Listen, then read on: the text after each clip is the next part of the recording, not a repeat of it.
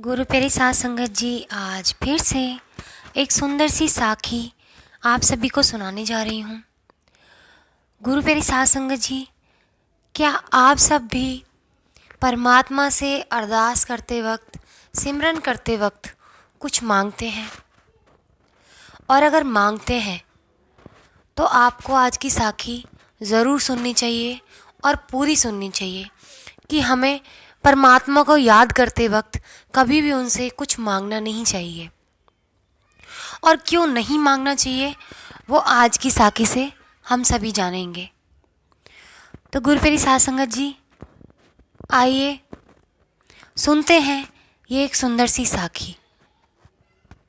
ये कहानी है एक चित्रकार की, जो बहुत सुंदर सुंदर चित्र बनाता था, यानी पेंटिंग्स बनाता था।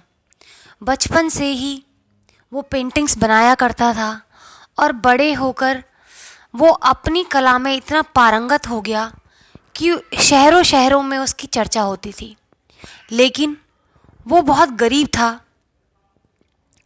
तो गुरु प्यारी साध संगत जी कई बार सोचता था कि काश कोई ऐसा अमीर इंसान मेरे दरवाजे पर आए जो अपनी पेंटिंग बनवाना चाहता है, और अगर वो अमीर व्यक्ति मेरे दरवाजे पर आकर मेरी पेंटिंग बनवाएगा अपनी, या किसी की भी पेंटिंग मुझसे बनवाएगा, तो मैं उससे पैसे ले पाऊँगा और अपना जीवन यापन कर पाऊँगा, ज़्यादा पैसे ले पाऊँगा। क्योंकि नॉर्मल लोगों से वो पैसे लेता था तो नॉर्मल लोग उसको नॉर्मल ही रकम देते थे उसकी चित्रकारी की। तो गुरु प्यारी साध संगत जी, उस चित्रकारी से जो पैसे मिलते थे उसको, उससे उसका घर का गुजारा भी बड़ी मुश्किलों से चलता था। तो वो हमेशा यही ख्वाहिश करता था कि काश कोई रईस इंसान मुझसे कभी चित्रकारी करवाए तो मेरे पास कुछ ज़्यादा पैसे आएँ और मेरा जीवन आसान हो जाए। तो गुरु प्यारी साध संगत जी, उस चित्रकार की जो चित्रकारी थी उसके बारे में अखबारों में ज़रूर छपता था। जब भी वो नई चित्रकारी करता तो उसके बारे में अखबार में ज़रूर छपता। अब यहाँ शहर की एक जानी मानी रईस थी। वो रोज़ अखबार में उस चित्रकार के बारे में पढ़ती और बड़ी इम्प्रेस होती थी, बड़ी ही उसकी तरफ खींचती थी कि मेरे को भी एक दिन इस चित्रकार से अपनी पेंटिंग बनवानी है, अपना एक फ़ोटो बनवाना है, और ऐसा फ़ोटो कि जिसको देख के दुनिया वाले आश्चर्यचकित हो जाएं कि ऐसी पेंटिंग किसी ने ना देखी हो। गुरु प्यारी साध संगत जी, जैसे ही रईस महिला को समय लगता है, वो समय निकाल करके चित्रकार के दरवाजे पर पहुंच जाती है।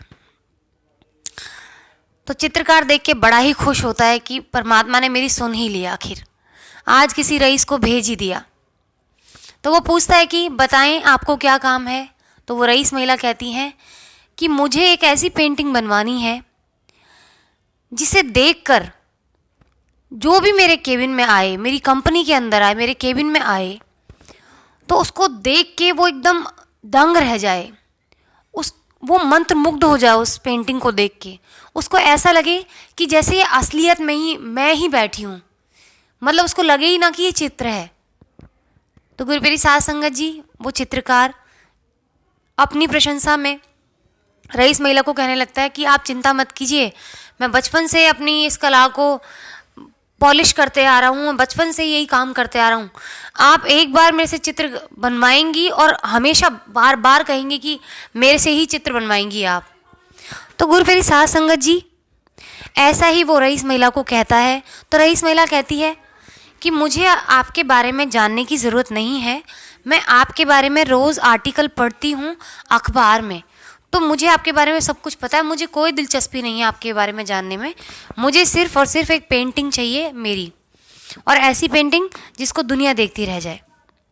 तो गुरु प्यारी साध संगत जी, कुछ ही समय में वो चित्रकार उस रईस महिला की इतनी सुंदर पेंटिंग बनाता है कि खुद रईस महिला उसको देख के मंत्रमुग्ध हो जाती है, खो जाती है।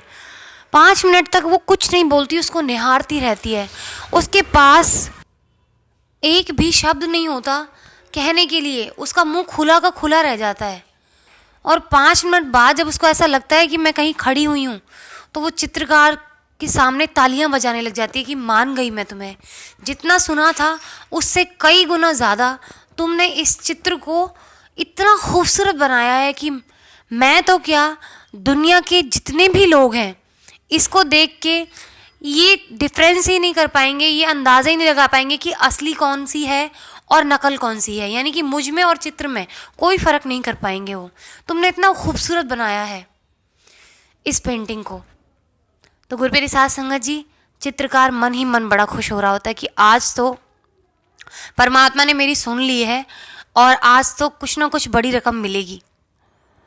तो गुरुप्यारी साध संगत जी, रईस महिला कहती है कि जो तुम्हें मांगना है तुम मुझसे मांग सकते हो, बताओ क्या चाहिए, इस चित्र के बदले तुम्हें क्या चाहिए।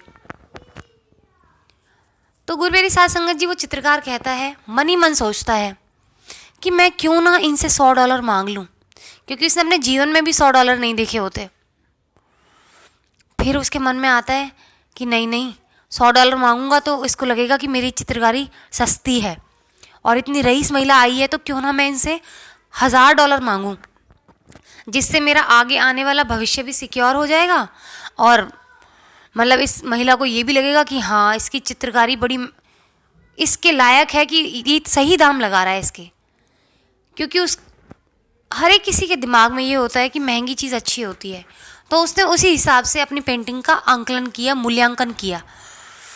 तो फिर वो तीसरा सवाल उसके मन में आने लग जाता है कि अगर मैं $1000 मांगूंगा, कहीं महिला ये ना सोचने लग जाए कि रईस महिला को देख के और ये आज अपना मुंह फाड़ रहा है आज।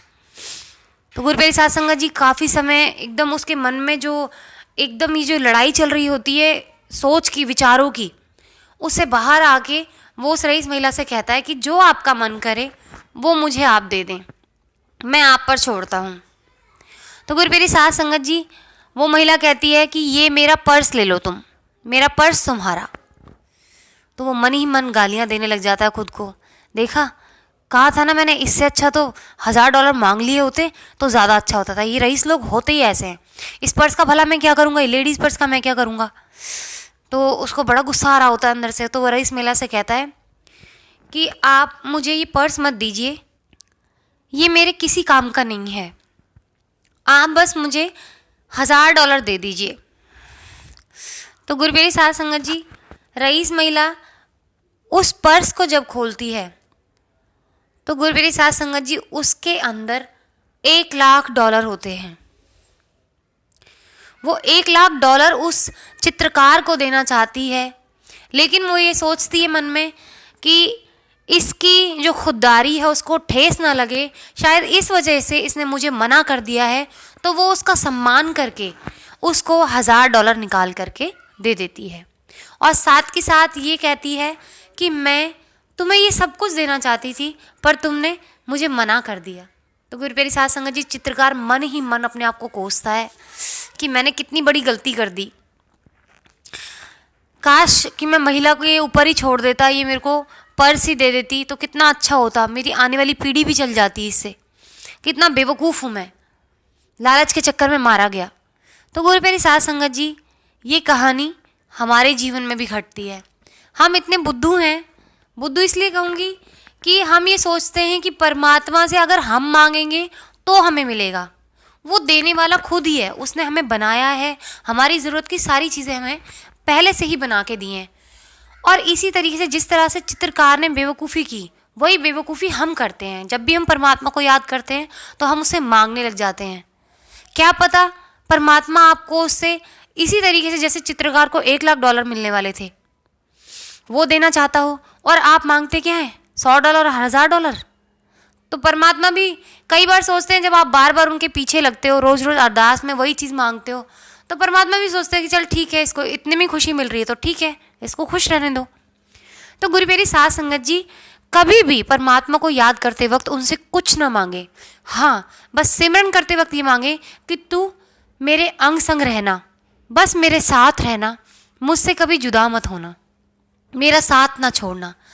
फिर देखना आपके जीवन में किसी भी चीज़ की कोई कमी नहीं होगी।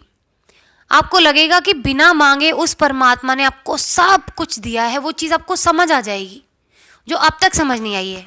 तो गुरुप्यारी साध संगत जी, आज इसी के साथ इस सुंदर सी साखी को यहीं समाप्त करना चाहती हूँ। मिलती हूँ आपसे अपनी अगली वीडियो में नई साखी और नए शब्द के साथ। तब तक के लिए सुनते रहें देखते रहें मेरे चैनल को, मेरी वीडियोस को लाइक करें, शेयर करें और मेरे चैनल को सब्सक्राइब करना ना भूलें।